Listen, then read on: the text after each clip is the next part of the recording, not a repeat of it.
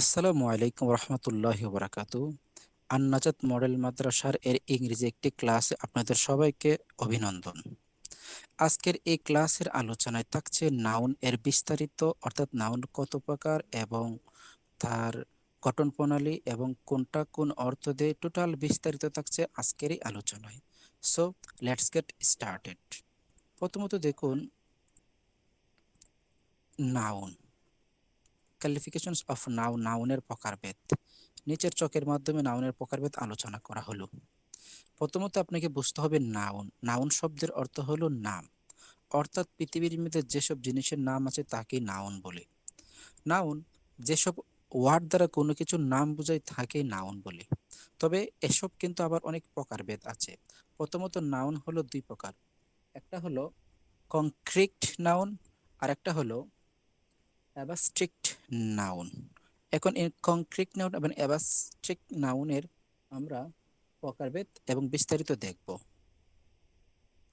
প্রথমত দেখুন concrete noun, সেটা হলো চার প্রকার।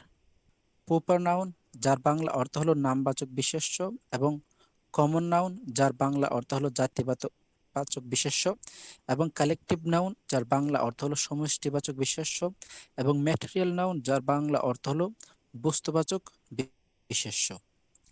এখন আসুন তাহলে আমরা সেটা দেখি।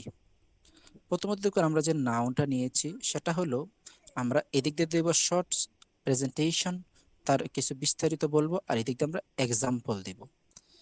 প্রথমত দেখুন কংক্রিট নাউন, সেটাকে আমরা কি বুঝে নিই। এবং কংক্রিট নাউনটা হলো চার প্রকার, এটা আমরা এখান থেকে দেখেছি। দেখুন, যে নাউন দ্বারা, যে নাউন দেখা যায় কিংবা স্পর্শ করা যায় তাকে কি নাউন বলা হয়? তাকে কংক্রিট নাউন বলা হয়। আমরা যদি উদাহরণগুলো দেখি ইনশাল্লাহ আশা করি বুঝতে পারবো। তো আমরা জানি কংক্রিট নাউন হলো চার প্রকার। প্রথম নাউনটা হলো প্রপার নাউন, যে নাউন কোনো ব্যক্তি, বস্তু, স্থান বা প্রতিষ্ঠানের নামকে বোঝানো হয়। তাহলে কি বুঝলাম? যে নাউন কোনো ব্যক্তি, বস্তু বা স্থান বা প্রতিষ্ঠানের নামকে বোঝানো হয়। যেমন দেখুন হীরা অথবা আমেনা অথবা ঢাকা। ঢাকা কিন্তু একটা স্থানের নাম, অথবা চট্টগ্রাম কিংবা চিটাগং একটা স্থানের নাম।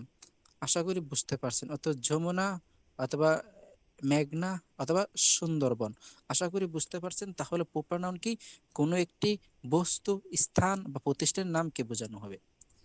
তারপর আসি কমন নাউন, যে নাউন এক জাতীয় ব্যক্তি বা বস্তুর নাম বোঝায় তাকে কমন নাউন বলা হয়। আমরা যদি একটা উদাহরণ দিই, ফ্লাওয়ার, ফ্লাওয়ার কি একটা ফুল। ডক্টর অর্থ কি একটা ডাক্তার। দেখুন ডাক্তার কিন্তু একটা দল, একটা সমষ্টিকে বোঝাচ্ছে।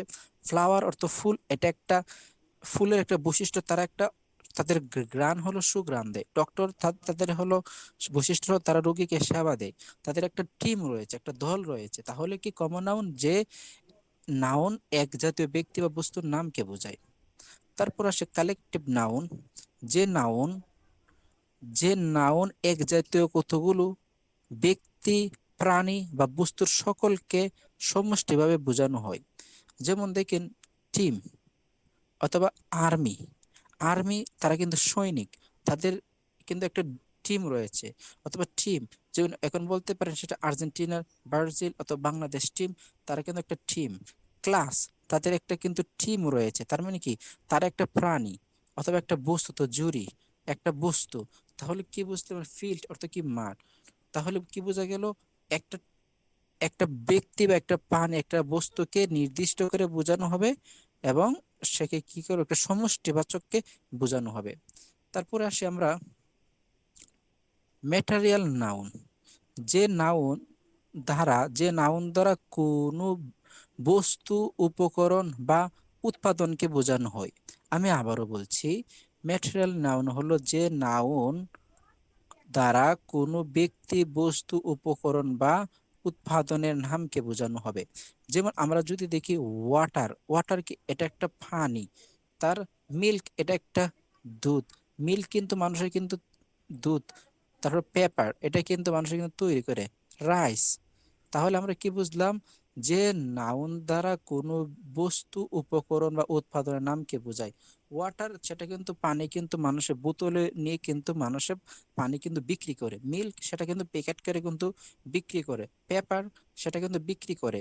তারপরে রাইস, মানুষের খাদ্যের জন্য কিন্তু বিক্রি করে। তাহলে আমরা কি বুঝলাম? যেগুলো উপকরণ বা উৎপাদনের নামকে বোঝায়, সেটাকে বলে ম্যাটেরিয়াল নাউন। এখন আমরা আসি, যেটা হলো আমরা যে দেখেছিলাম এসে নাউন হলো দুই প্রকার। এদিক দিয়ে যে আমরা যে দেখতে পারতেছি অ্যাবস্ট্রাক্ট নাউন, সে অ্যাবস্ট্রাক্ট নাউনটা আমরা কিভাবে বুঝবো? আসুন আমরা দেখি।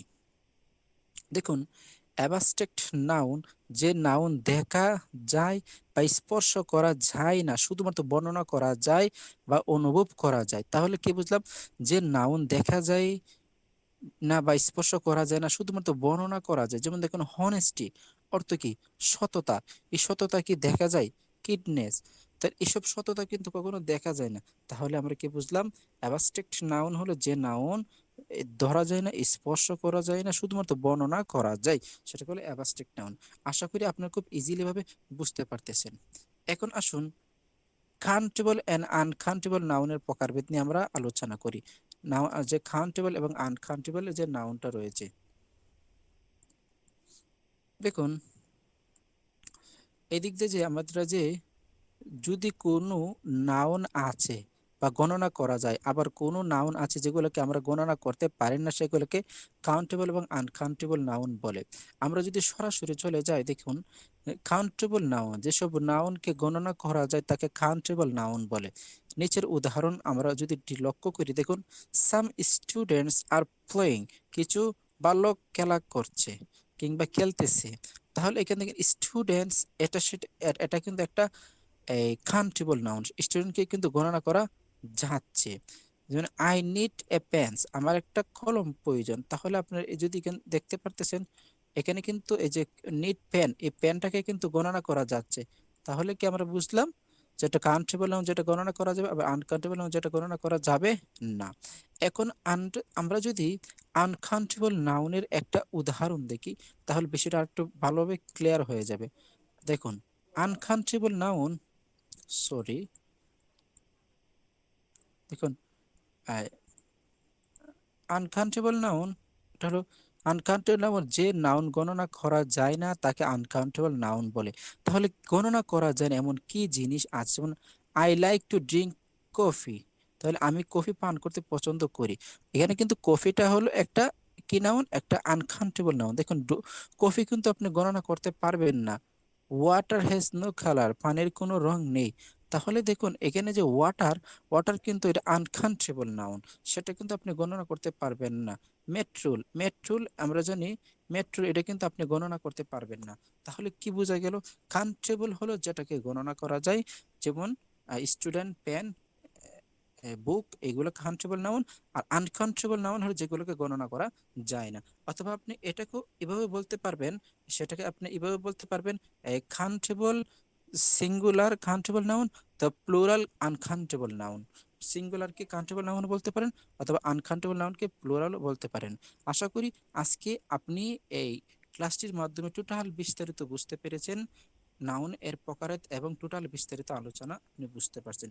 যদি ক্লাসটি ভালো লাগে, অবশ্যই আপনাদের বন্ধুদের সাথে শেয়ার করে নেবেন, তারাও যেন নাউনের বিস্তারিত সম্পর্কে আজকে ভালোভাবে ধারণা পেয়ে যায়। ভালো থাকবেন, সুস্থ থাকবেন, অন্যদিন দেখা হবে অন্য কোনো ক্লাসে। আসসালামু আলাইকুম রহমতুল্লাহি ওয়া বারাকাতুহু।